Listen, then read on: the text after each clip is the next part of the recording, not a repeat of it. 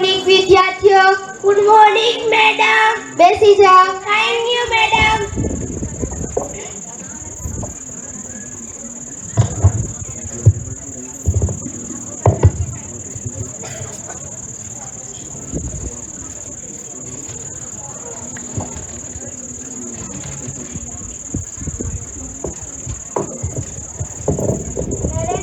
Yes, ma'am.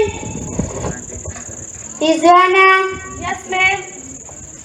Sherbanu. Yes, madam. Sumaiya. Yes, ma'am.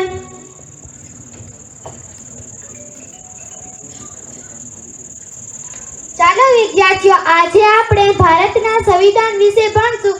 તો તૈયાર છો ને વિદ્યાર્થીઓ? હા મેડમ. ભારતનું સંવિધાન વિશ્વનું સૌથી મોટો લેખિત દસ્તાવેજ છે. ભારતના સંવિધાન બનતા 2 વર્ષ 11 મહિના અને 18 દિવસનો સમય લાગ્યો હતો. ભારતનું સંવિધાન. વિદ્યાર્થીઓ, તમે બધા વાતો કરવામાં તો મશગુલ છો. ચાલો મેં અત્યાર સુધી શું ભણાવ્યું તે કહો જોઈએ. ચાલો બેટા સુમૈયા.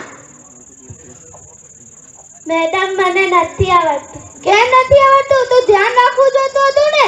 બેસી જા.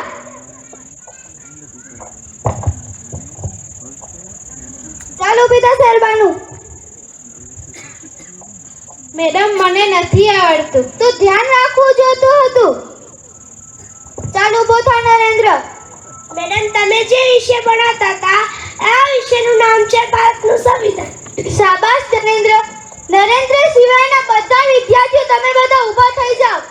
આ તમારી સજા છે, કારણ કે તમારું ધ્યાન બિલકુલ ભણવામાં ન હતું. અરે યાર હવે શું કરીશું? મેડમ તો બહુ ગુસ્સે. આપણે ખરેખર ધ્યાન રાખવું જોઈતું હતું. મેડમ સાચું કહે છે.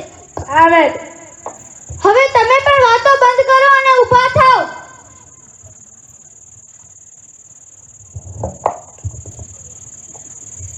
અરે નરેન્દ્ર, તું કેમ ઊભો થયો? મેં તો તને સજા નથી કરી ને.